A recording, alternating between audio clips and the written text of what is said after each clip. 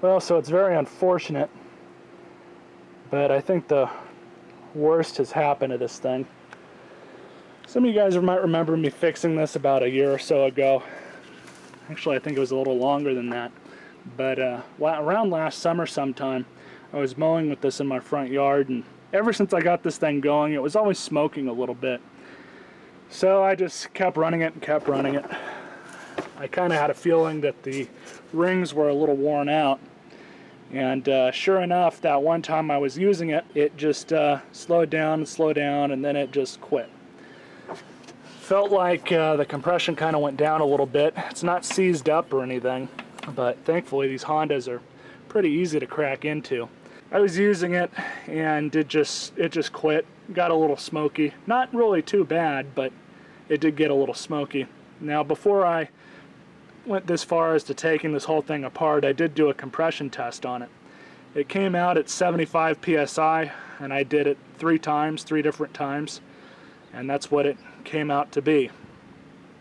I didn't see too much on what the compression on this thing is supposed to be online. I saw some rumbling somewhere that they were saying that these old Honda motors, and I think it was a horizontal shaft, not the vertical one like this one, but the horizontal one, the minimum compression was 85 psi. Now, it's not the same motor, but it is from the same time period. So if that's the case, then this thing's compression is really low. Now, I did, before I took it all apart, I did clean the carburetor out. I put fresh gas in it. The carburetor was a little plugged up, wasn't bad, but you know, in essence, it should have worked. I did check spark. It's getting a nice clean spark. I'm not seeing any issues there, but it's just not wanting to kick over. It doesn't even want to light off, I should say. And I've really exhausted pretty much every other way I could go about doing this. And sure enough, I've opened this thing up, and there is some scoring on the cylinder wall. Right back to where the wrist pin goes. Right down here. I don't know if you guys can hear that, but that is a very rough wall. I don't know how savable this thing is. I need to take off this piece here with the governor on it, and hopefully I can get the piston and connecting rod out without having to take the crankshaft out. But everything seems to be working as it should. So, you know, who knows? Who honestly knows? But thankfully, I think this is going to be a fairly easy deal to remove. I think it's just this one bolt here that comes out, and then I think this whole plate just comes off, and I'll just flop it over to the side. I'm going to try and remove this and see just what we can do here. I was not able to find any sort of service manual for this thing online, so you know, it's really kind of difficult to say one way or the other. It looks like the wrist pin has to come out in order for me to disconnect the piston. It's really interesting how they have this done. That's what it's appearing like right now. Retaining clip is out. Let's see if we can pull the wrist pin. Oh, come on. Damn gasket's in the way. I didn't want to have to. The new gasket is cheap enough, so if this thing's worth it, I'll just have to replace that anyways. So there's the wrist pin. Wrist pin looks okay. There's nothing really telling me anything else on that.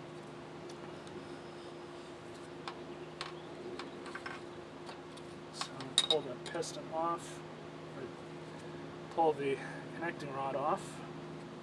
I don't know how well the camera can see that, but there's definitely some scoring inside. I won't know for sure how bad that is until I take my gloves off, but I want to get the piston out. See if I can pull this damn piston out.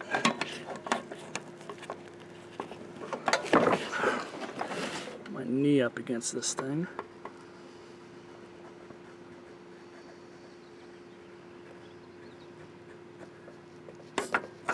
You can't get it out the other way because this is a overhead valve design.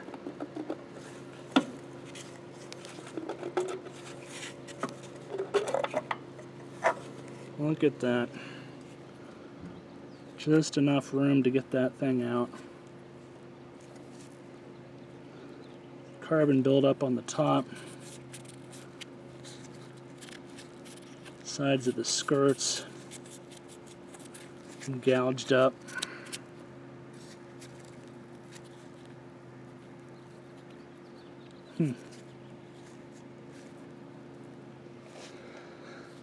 Set this. Actually, I'm going to reconnect it to the connecting rod. Other than what honestly to me looks like normal wear, I can't really see anything wrong with this piston and connecting rod, or the rings for that matter. There's a little bit of carbon buildup at the top, but it doesn't really freak me out or anything. There is not an excessive amount of wear on the connecting rod where it meets up with the crankshaft. The crankshaft itself looks okay. I mean, it's got a little wear on it, but really that's nothing that I can even feel with my nail. So I think we're okay on that end. Same with the inside of the motor. What I do find interesting is that strip of basically white where all the glaze from the cylinder has been worn off. And if there's anything up with this motor, I think it might be the cylinder. I have not checked the valves yet. I will pull them out here in a minute, but I just wanted to give you guys a good look at this. Now, I'll be honest with you guys, I have not had to tear too many of these apart.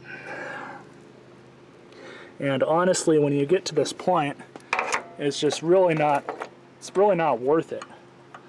What I'm feeling right here, and I don't know if the camera can see it, but I can see it, that you just barely make it out right in the middle of the light. I can feel that with my nails. There's something up with that that's dug into the side of the cylinder wall. I definitely feel that with my finger. But, I mean, it's easy enough to deglaze a cylinder. That's not really that big of a deal. And I've got a honing tool that I could use to do that. But if it's not a ring issue, the only other thing that can cause a compression issue like this is the valves. Maybe one of the valves burned up. So they're easy enough to pull out on these motors. So I'll show you guys how to do it. First thing you'll want to do is, this particular motor is an overhead valve design. You'll have to pull this rocker cover off. There's only 4 10mm bolts, and you just pull those out, pull the cover off, then you'll have access to the valves and everything else that you need to have access to. So it's pretty easy to remove one of these. Already got 3 of the bolts out.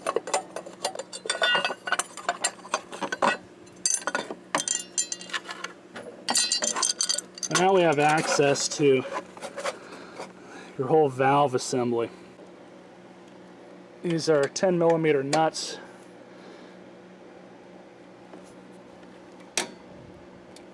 So I've got the bolt holding the rocker arm off. So those 2 parts are off.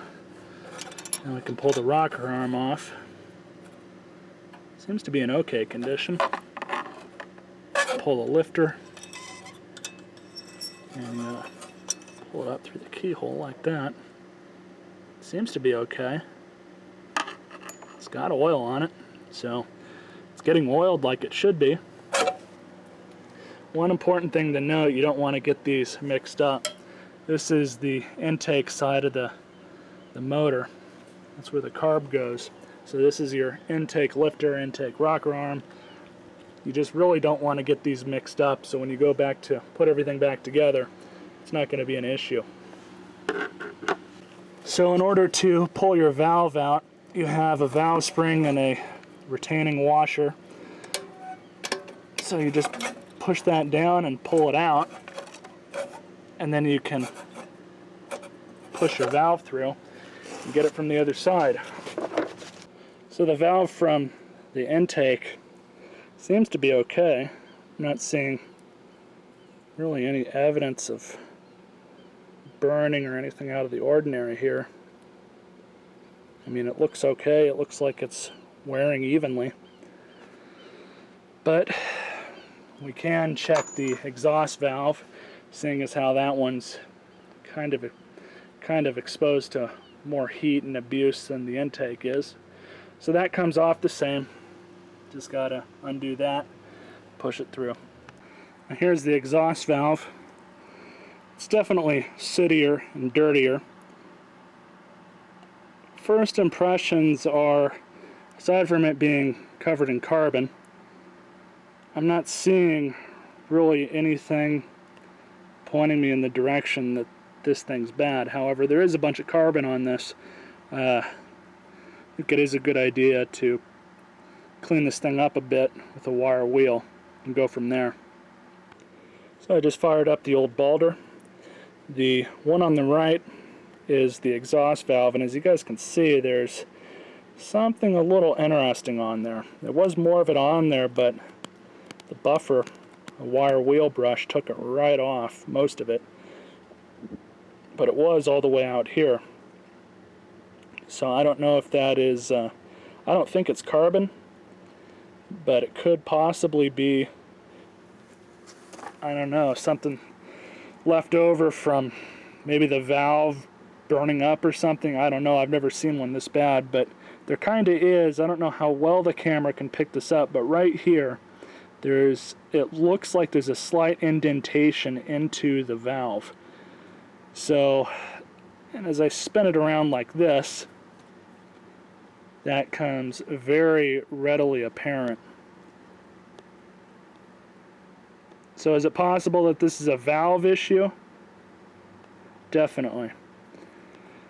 I'm not ruling out the rings, and the thing is, I'm already this far into this. If I decide to go through and fix this motor, I might as well just put new rings in it anyways, whether or not it needs them. As far as these valves go, I mean, it might be good to just replace at least the exhaust valve and kind of go from there, but it's either the rings or it's that valve, or it's, you know, a combination of both. But anyways, boys, let me know what you think. I know there's quite a few of you guys on my channel who have delved into these things a lot further than this. It's really not something that's gone into this much depth nowadays, just because it's a lot easier just to put a new used motor on it, or a new motor on it, or whatever you want to do, or buy a new mower even. So that's a lot of the reasons why I don't have too much experience into this as far as the details go. But, you know, I know all the basics behind this stuff. But if any of you guys who have torn into one of these before have some pointers or some tips to look for, I'm definitely all ears and I guess all eyes, so to speak. But yeah, let me know what you guys think.